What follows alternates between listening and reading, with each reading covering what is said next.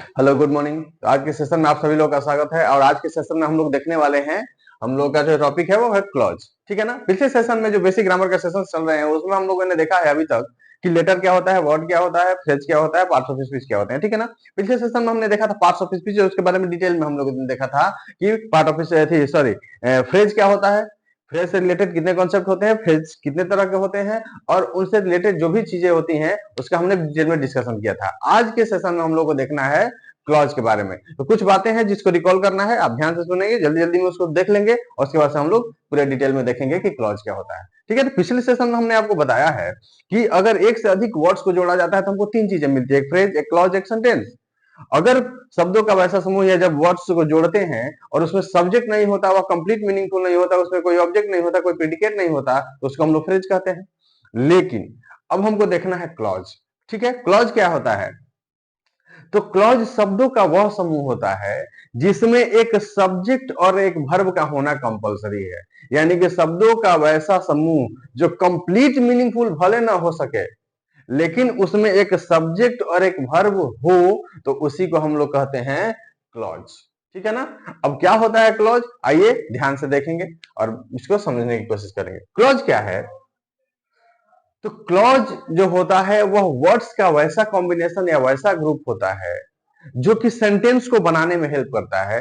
ठीक है ना। वो सेंटेंस को फॉर्म करता है, सेंटेंस का एक पार्ट होता है और उसमें अपना एक सब्जेक्ट होता है और उसमें अपना एक प्रीडिकेट होता है। हम सब्जेक्ट के बारे में बताए थे कि सेंटेंस में आकर के जो काम करता है या जिसके बारे में हम बात करते हैं वो सब्जेक्ट होता है और सब्जेक्ट के बारे में जो चीजें कही गई होती है सेंटेंस में उसी को हम प्रीडिकेट कहते हैं। तो कहने का मतलब कि जब क्लाउज होगा तो उसमें अपना एक सब्जेक्ट होगा और उस सब्जेक्ट का अपना एक प्रीडिकेट होगा। यानी कहने का मतलब कि जब भी कोई शब्दों का समूह है जिसमें एक सब्जेक्ट दिख गया और एक वर्ब दिख गया तो आपको डेफिनेटली मान लेना है कि वह एक क्लॉज है। ठीक है ना। आइए देखते हैं इसके डिफाइन कैसे करते हैं। तो हमने जो देखा क्लॉज क्या है। ए clause is a group of words.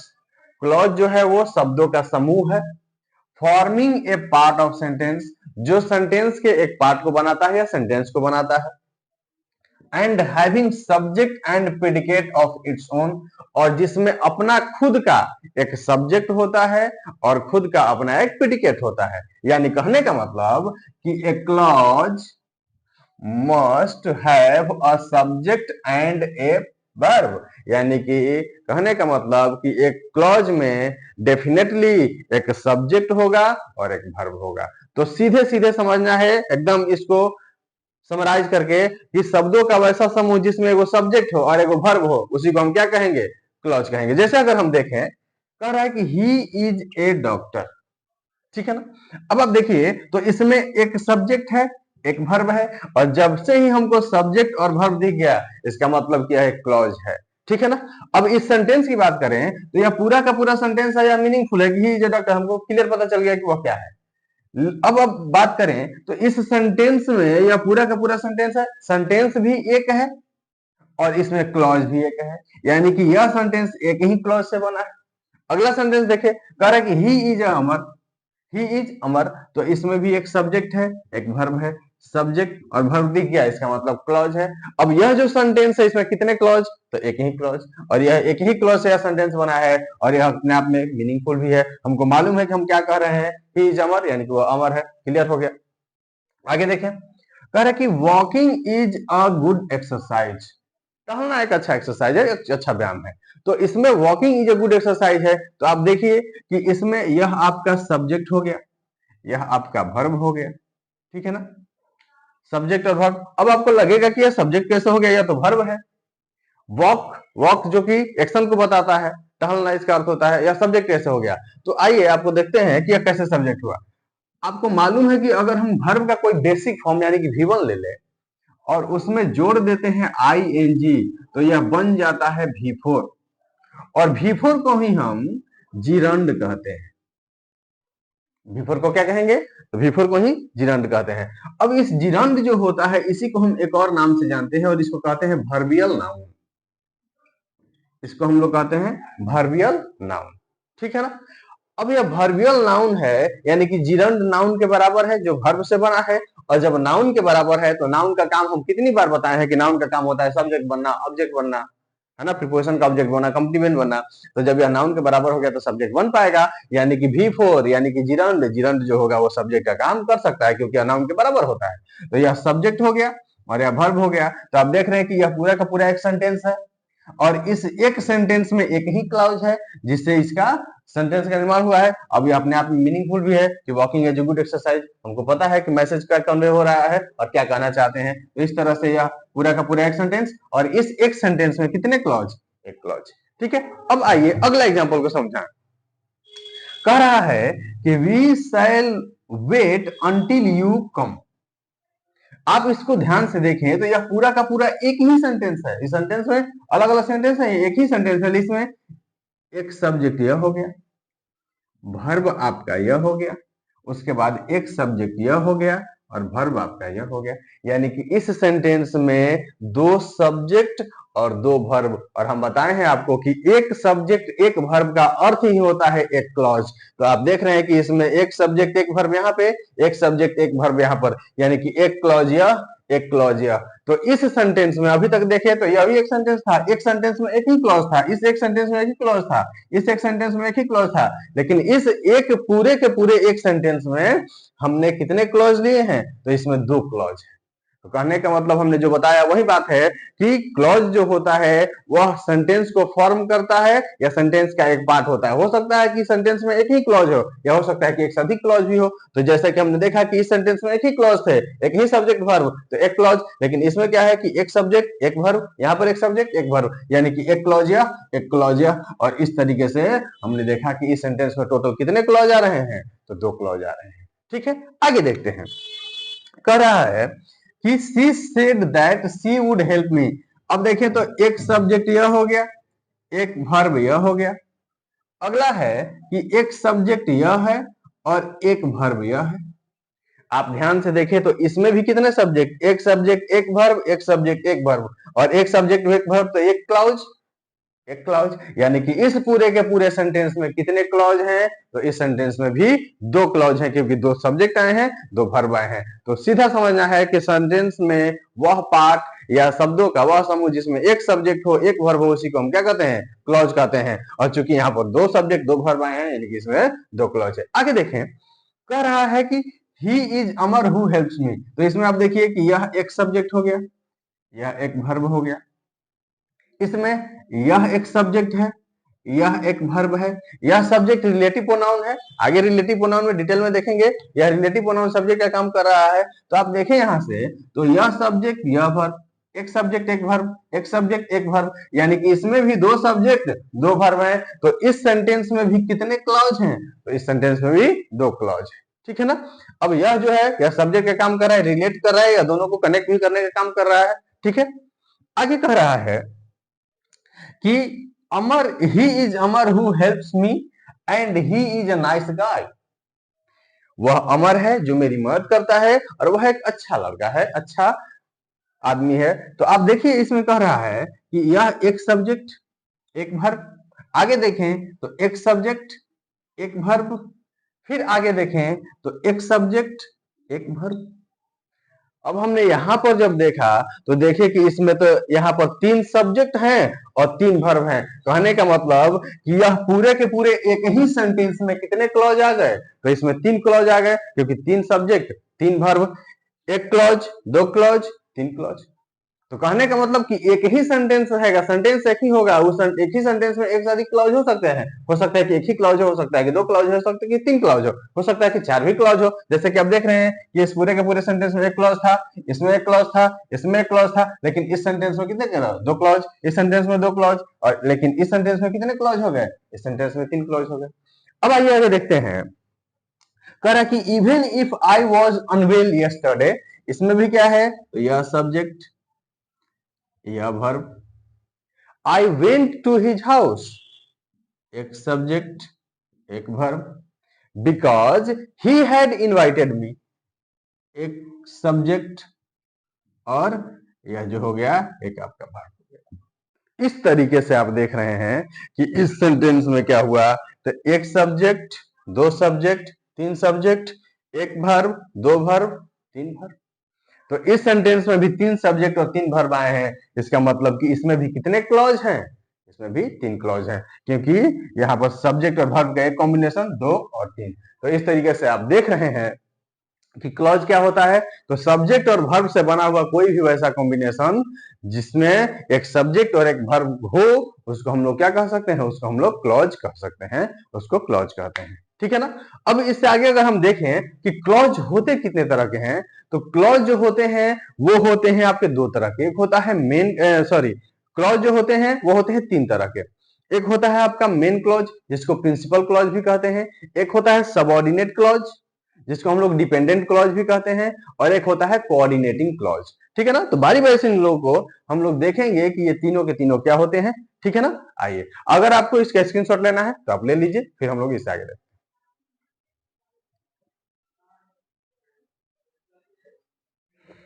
आइए देखा जाए।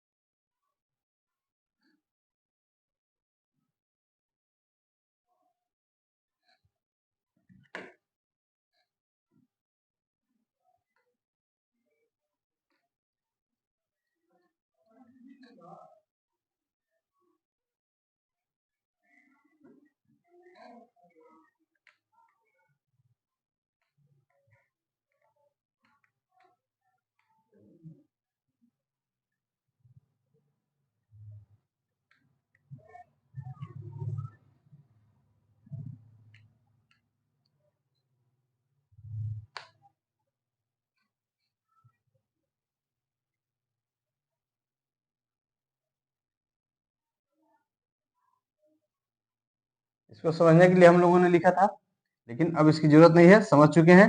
अब इससे आगे वाले कॉन्सेप्ट में इनको एग्जाम्पल के रूप में जब यूज करेंगे तो इनकी जरूरत पड़ेगी। तो आपको घबराना नहीं है, सारी चीजों को हम लोग देखेंगे वन बाय वन। इसको थोड़ा क्लियर कर दिया।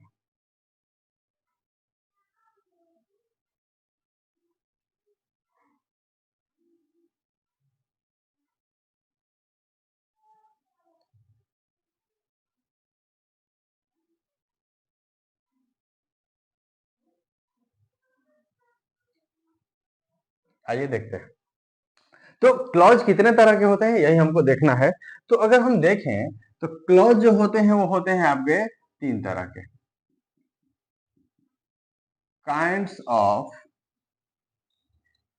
क्लॉज। ठीक है। कौन कौन है? तो पहला है आपका मेन क्लॉज, या इसी को हम कहते हैं प्रिंसिपल क्लॉज। दूसरा है सब ऑर्डिनेट क्लॉज,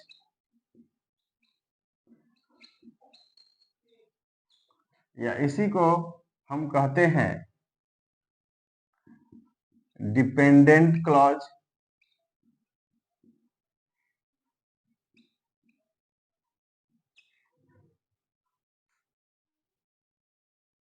और तीसरा होता है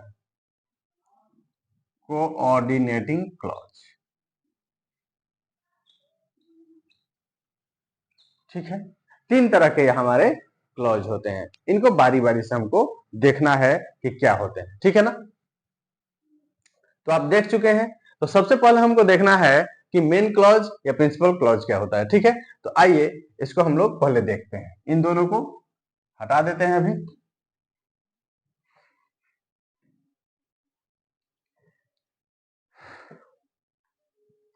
अब मेन क्लॉज क्या है उसको समझना है। तो वैसा क्लॉज जो अपने आप को एक्सप्रेस करने में, अपने आप को अर्थ बताने में, अपने आप को एक्सप्लेन करने में किसी दूसरे क्लॉज पे डिपेंड ना करे, वो एकदम स्वतंत्र रहे, फ्री रहे। ठीक है ना। इसी को हम इंडिपेंडेंट क्लॉज भी कह सकते हैं, जो किसी पर डिपेंड ना करे। ठीक। तो वैसा क्लॉज जो अपने आप को एक्सप्लेन करने में, अपना अर्थ बताने में, अपने अर्थ को स्पष्ट करने में किसी दूसरे पर डिपेंड ना हो, उसी को हम लोग कहते हैं मेन क्लॉज या प्रिंसिपल क्लॉज। तो सीधे भाषा में समझना है कि जो किसी पर आश्रित ना हो, जो क्लॉज किसी पर आश्रित ना हो, अपना अर्थ को बताने के लिए, अपने आप को एक्सप्लेन करने के लिए, अपने आप को बताने के लिए कि हम क्या कहना चाहते हैं, वह किसी दूसरे पर डिपेंड ना करता हो, उसी को हम क्या कहेंगे, मेन क्लॉज या प्रिंसिपल क्लॉज। तो हम इसको डिफाइन कर सकते हैं, कह सकते हैं कि a clause that makes good sense by itself is called main clause और प्रिंसिपल क्लॉज। ठीक है, इसी को हम लोग कहते हैं मेन क्लॉज और प्रिंसिपल क्लॉज, यानी कि वैसा क्लॉज जो किसी दूसरे क्लॉज पर डिपेंड ना करे, अपने आप को एक्सप्लेन करने के लिए, अपने अर्थ को बताने के लिए, अपने आप को पूरी तरह से स्पष्ट करने के लिए, उसी को हम क्या कहेंगे, मेन क्लॉज और प्रिंसिपल क्लॉज। ठीक, लेकिन दूसरा हमारा है सब ऑर्डिनेट क्लॉज। सब ऑर्डिनेट क्लॉज क्या है?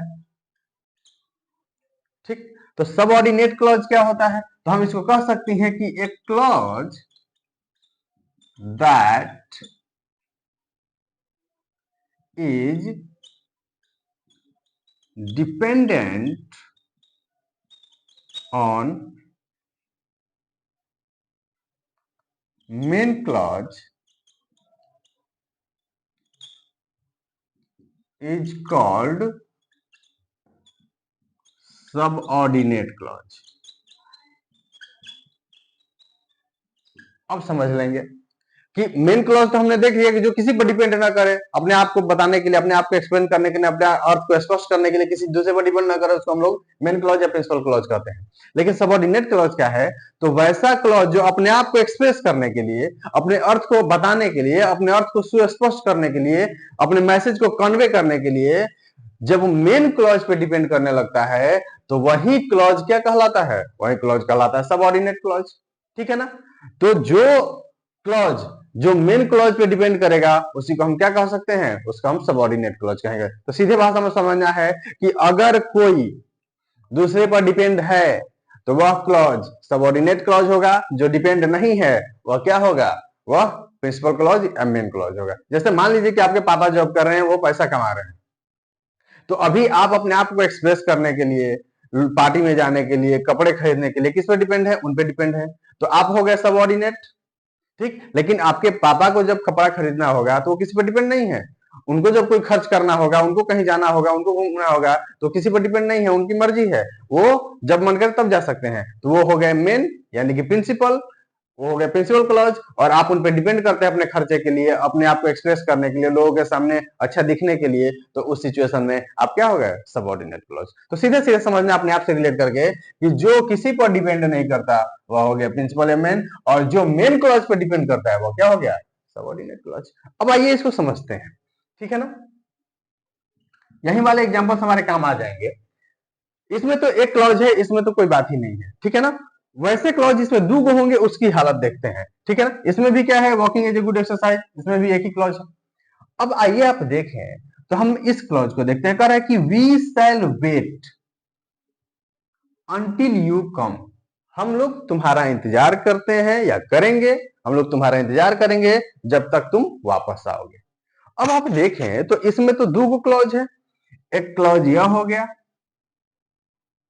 और एक क्लॉज यह हो गया। यह जो है, यह सेंटेंस का यह जो पार्ट है, यह क्लॉज जो है, इसको अगर हम कहें कि हम लोग इंतजार करेंगे, तो आपको समझ में आ गया कि हम क्या कहना चाहते हैं। लेकिन अगर हम कहें, सिर्फ इतना ही कहें कि जब तक तुम आओगे, तो हमने जैसे ही कहा कि जब तक तुम आओगे, तो आप सोच में पड़ जाएंगे कि कहना क्या चाह रहे हैं कि जब तक तुम आओगे तो हम क्या करेंगे आएंगे तो। लेकिन इस सिचुएशन में आप देखें कि यह वाला जो सेंटेंस है, सेंटेंस का पार्ट है, यानी कि यह वाला जो क्लॉज है, यह किसी दूसरे पर डिपेंड नहीं कर रहा अपने आप को बताने के लिए, सीधे सीधे कर रहा है कि हम लोग इंतजार करेंगे। तो हम लोग इंतजार करेंगे, तो आपको मैसेज कन्वे हो गया कि हम क्या कहना चाहते हैं। तो हम ये कहना चाहते हैं कि हम इंतजार करेंगे, है ना? लेकिन अगर हम इस सेंटेंस को कहें, सिर्फ इतना को हटा करके इतना ही कहे कि जब तक तुम वापस आओगे, तो जब तक तुम वापस आओगे, अगर हम इतना ही कहें आपसे, तो उस सिचुएशन में आपको समझ में आएगा कि क्या कहना चाह रहे हैं। तो यहाँ पे स्पष्ट नहीं हो रहा है। यह अपना अर्थ को स्पष्ट कराने के लिए, यह अपने अर्थ को या अपने मैसेज को कन्वे करने के लिए, यह पूरी तरह से इस पे डिपेंड कर रहा है कि we shall wait until you come. तो हम लोग इंतजार करेंगे जब तक तुम आओगे। तो यह जो है अपने अर्थ को स्पष्ट कराने के लिए इस पे पूरी तरह से डिपेंड कर रहा है। जैसे हम लोग गाने भी गाते रहते हैं कि अगर तुम मिल जाओ जमाना छोड़ देंगे हम। तो अगर हम कहें कि जमाना छोड़ देंगे हम, सिर्फ इतना कहें कि जमाना छोड़ देंगे हम, जमाना छोड़ देंगे, तो आपको समझ में आ रहा है कि जमाने से कट जाएंगे, जमाने से कोई मतलब नहीं रखेंगे। लेकिन यही अगर हम वो वाला पार्ट कहें कि अगर तुम मिल जाओ, तो अगर तुम मिल जाओ कहने से तो आपको पता चल रहा है कि हम क्या कहना है कि अगर तुम मिल जाओ तो उसके बाद हम क्या करेंगे, कुछ नहीं पता चल रहा है। तो अगर तुम मिल जाओ ये वाला क्लाउज जो है वो सबऑर्डिनेट क्लाउज हो गया, और जमाना छोड़ देंगे हम ये वाला जो क्लाउज है वो हो गया मेन क्लाउज, क्योंकि वह इस पे डिपेंड नहीं कर रहा है, लेकिन यह अपना अर्थ बताने के लिए उस पर डिपेंड कर रहा है। जैसे अगर हम कहें कि अगर तुम मिल जाओ, मिल जाओ जमाना छोड़ देंगे, ठीक है, लेकिन आप लोगों को ऐसा नहीं करना है। तो आप देखिए इसमें दो क्लाउज है, जमाना छोड़ देंगे हम। तो यह जो क्लॉज है यह तो अपना एक्सप्लेन कर ही ना रहा है, यह तो बता ही दे रहा है कि हम क्या करेंगे। अगर तुम मिल जाओ जमाना छोड़ देंगे, तो जमाना छोड़ देंगे हम, यानी कि हम दुनिया से कट जाएंगे, ठीक। लेकिन यह वाला जो क्लॉज है, अगर हम इतना ही कहें कि अगर तुम मिल जाओ, तो अब आप पूछेंगे कि तो उसके बाद क्या, है ना।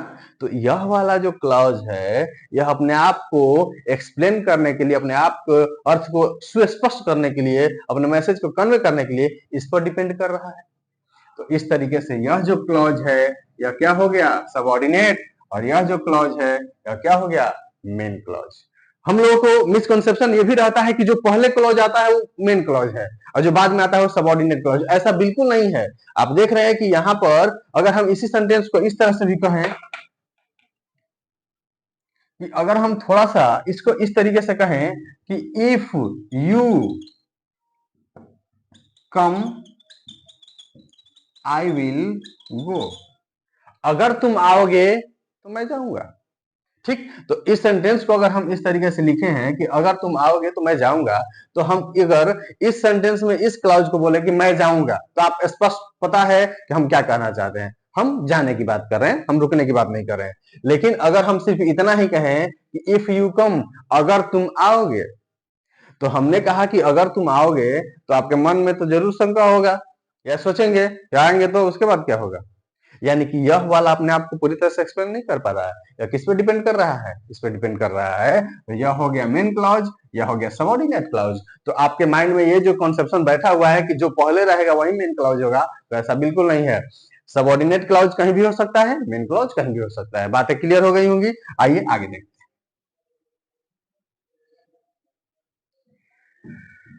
अगला क्वेश्चन है, अगला है एग्जाम्पल, कह रहा है कि she said that she would help मी।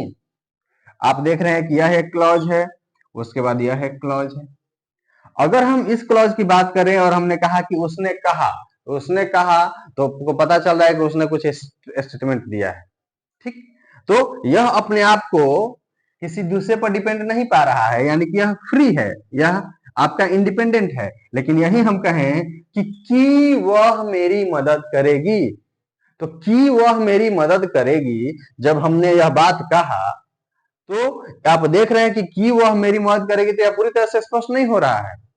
यानी कि यह वाला जो क्लॉज है वह इस पे डिपेंड कर रहा है, अपने अर्थ को एक्सप्लेन करने के लिए, कि उसने कहा कि वह मेरी मदद करेगी। अब जाके ये क्लियर हुआ, तो यह जो है वह इस पे डिपेंड कर रहा है, तो यह हो गया सबऑर्डिनेट क्लॉज, यह हो गया मेन क्लॉज। आगे देखते हैं कि ही इज अमर हु हेल्प्स मी। इसमें देखें तो कह रहा है कि ही इज अमर, यह एक क्लॉज है, यह एक क्लॉज। अगर हम इसको कहें ही इज अमर, तो आपको पूरी तरह से पता है कि हम क्या कहना चाहते हैं कि वह अमर है, बात खत्म। लेकिन यही हम कहें यह वाले को कि जो मेरी मदद करता है, तो हम सीधे सीधे आपसे यह न कह करके हम यह कहें खाली कि जो मेरी मदद करता है, तो आप पता, अब आपके मन में डाउट होगा या पूछेंगे कि कहना क्या चाहते हो, जो मेरी मदद करेगा, कौन मदद करेगा। यानी कहने का मतलब कि यह वाला जो है वो किस पे डिपेंड कर रहा है, या इस पे डिपेंड कर रहा है। तो यह हो गया आपका मेन क्लॉज, यह हो गया सबऑर्डिनेट क्लॉज। क्लियर है। आगे देखते हैं ही is Amar who helps me and he is a nice गाय। आप देख रहे हैं कि यहाँ पर एक क्लॉज, यहाँ पर एक क्लॉज और यहाँ पर एक क्लॉज, ठीक है ना। आप ये देखें कि यहाँ पर ये 3 क्लॉज हमारे आए हैं। अब यह वाला जो है वही वाला बात है, यह पूरी तरह से इंडिपेंडेंट है। हमने कहा कि ही इज अमर, तो अब समझ में आ गया आपको कि हम क्या कहना चाहते हैं, हम अमर के बारे में बता रहे हैं। लेकिन हमने कहा कि हु हेल्प्स मी, जो मेरी मदद करता है, तो हम सिर्फ इतना कहें कि जो मेरी मदद करता है, तो आप डाउट में आ जाएंगे कि कौन मदद करता है, यानी कि यह वाला इस पर डिपेंड कर रहा है। तो यह हो गया क्या, मेन क्लॉज, यह हो गया सबऑर्डिनेट क्लॉज। अब आप देखिए कि यहाँ पर भी एक क्लॉज है, ही इज अ नाइस गाय। तो आप देखिए कि यह जो नाइस गाय है, यह इन दोनों से इसका कोई लेना देना नहीं है ना। यह एक अलग है। अगर हम इसको सिर्फ कहें कि ही इज अ नाइस गाय, वह एक अच्छा लड़का है, ठीक है ना, तो इसका क्या इससे कोई लेना देना है, यह किसी पर डिपेंड नहीं कर रहा है। तो यह भी किसी पर डिपेंड नहीं कर रहा है, यानी कि इस क्लाउज, ये दोनों के दोनों क्लाउज मिला करके इनका एक अलग अर्थ है और इनका एक अलग अर्थ है, इसका एक अलग अर्थ है। ये दोनों के दोनों पैरेलली एक दूसरे से सिर्फ जुड़े हुए हैं एंड के सहारे। तो कहने का मतलब यह जो एंड है यह कंजक्शन है, जिसको हम कोऑर्डिनेटिंग कंजक्शन कहते हैं। आगे कंजक्शन में पढ़ेंगे। तो वैसे क्लाउजेज वैसे क्लाउजेज जो किसी कोऑर्डिनेटिंग कंजक्शन से जुड़े हो और दोनों का अपना अपना स्वतंत्र मीनिंग हो, जो दूसरे पर डिपेंड ना करे, एक दूसरे पर डिपेंड ना करे, उसको हम लोग कहते हैं कोऑर्डिनेटिंग कंजक्शन, कोऑर्डिनेटिंग क्लॉज। तो यहाँ पर आप देखिए कि यह जो क्लॉज है यह हो गया हमारा कोऑर्डिनेटिंग क्लॉज, ठीक है ना। ये हमारा क्या है, कोऑर्डिनेटिंग क्लॉज। तो सीधा सीधा फिर से समझना है कि ये दोनों के दोनों जो क्लॉज हैं, इसमें से यह हो गया मेन क्लॉज, यह हो गया सबऑर्डिनेटिंग क्लॉज, और यह क्लॉज इन दोनों पे डिपेंड नहीं कर रहा है, बल्कि यह दोनों सिर्फ जुड़े हुए हैं कोऑर्डिनेटिंग कंजक्शन से। तो इस तरीके से यह इन पे अपने अर्थ के लिए डिपेंड नहीं है। तो यह जो है इसका एक अलग अर्थ है, इन दोनों क्लॉजेज का एक अलग अर्थ है, दोनों सिर्फ जुड़े हुए हैं कोऑर्डिनेटिंग कंजक्शन के सहारे, इसलिए इसको हम लोग कहते हैं कोऑर्डिनेटिंग क्लॉज। क्योंकि कोऑर्डिनेटिंग क्लॉज वो क्लॉज होते हैं, आगे हम लोग बताएंगे तो देखेंगे, जो एक दूसरे से जुड़े रहते हैं लेकिन दोनों का अर्थ स्वतंत्र होता है, दोनों एक दूसरे पर डिपेंड नहीं करते हैं, वो एक दूसरे से आजाद रहते हैं। तो इस तरह से यह हो गया हमारा कोऑर्डिनेटिंग क्लॉज। आगे कह रहा है, even if I was unwell yesterday I went to his house because he had invited me, ठीक है ना। आप यहाँ पर देख रहे हैं कि यहाँ पर हमने लिखा कि even if I was unwell, भले ही मैं कल ठीक नहीं था, अनवेल था, I went to his house, मैं उसके घर गया, because he had invited me, क्योंकि उसने मुझे इन्वाइट किया था, उसने मुझे बुलाया था। तो आप देख रहे हैं कि अगर हम इस सेंटेंस की बात करें, इस क्लॉज की बात करें, तो इसका अपने आप में अर्थ स्पष्ट नहीं है, क्योंकि हम सिर्फ इतना ही कहें कि भले ही मैं कल अच्छा नहीं था, तो भले ही मैं कल अच्छा नहीं था, तो आगे की बात स्पष्ट हो रही है क्या कि उसके बाद क्या हुआ। तो इसका मतलब यह डिपेंडेंट है किस पे, I went to his house. अगर हम इतना ही कहें कि I went to his house, मैं उसके घर गया, तो आपको पता चल गया कि हम क्या कहना चाहते हैं। मैं उसके घर गया, सिंपली ये बात क्लियर हो गई, यह बात कन्वे हो गई, यह मैसेज आप तक पहुंच गया कि मैं उसके घर गया, ठीक। लेकिन अब यह जो किसी पर डिपेंड नहीं कर रहा है, तो यह हो गया मेन क्लाउज, और यह वाला जो है इस पर डिपेंड कर रहा है कि भले ही मैं अच्छा नहीं था फिर भी उसके घर गया। तो यह वाला जब इस पर डिपेंड कर रहा है तो यह क्या हो गया, सबऑर्डिनेट क्लाउज, यह हो गया मेन क्लाउज। और आगे आप फिर से देख रहे हैं कि एक कंजक्शन के द्वारा यह क्या है, जुड़ा हुआ है, जो ही हैड इन्वाइटेड मी, वह उसने मुझे बुलाया था। तो यह जो है इन दोनों पर डिपेंड नहीं कर रहा है, बस खाली जुड़ा हुआ है, इसको हम कोऑर्डिनेटिंग क्लॉज कह सकते हैं। तो इस तरीके से हमें पूरी तरह से उम्मीद है कि आपको ये बातें क्लियर हो गई होंगी कि सबऑर्डिनेट क्लॉज क्या होता है और मेन क्लॉज क्या होता है, ठीक है ना। सबऑर्डिनेट क्लॉज, मेन क्लॉज और कोऑर्डिनेटिंग क्लॉज का थोड़ा सा हमने जिक्र किया है। इसको हम लोग अगले सेशन में जब आएंगे तो पूरे विधिवत इसको देखेंगे, ठीक है ना, कि कोऑर्डिनेटिंग क्लॉज क्या होता है। और इसका एक सेशन और होने वाला है, अगले सेशन में हम देखेंगे कि जो सबऑर्डिनेट क्लॉज होता है वह भी अलग अलग तरह का होता है। उसमें नाउन क्लॉज होता है, उसमें आपका क्या कहते हैं एडजेक्टिव क्लॉज होता है, उसमें आपका एडवर्ब क्लॉज होता है, ठीक है। तो इसको अच्छे से आप पहले देख लेंगे, अच्छे से समझ लेंगे, ठीक है। इसके बाद हम लोग अगले सेशन में क्लॉज को पूरी तरह से खत्म करेंगे और तब जाके हम बढ़ेंगे अपने नेक्स्ट टॉपिक की तरफ, जो कि होगा सेंटेंस, ठीक है। Thank you.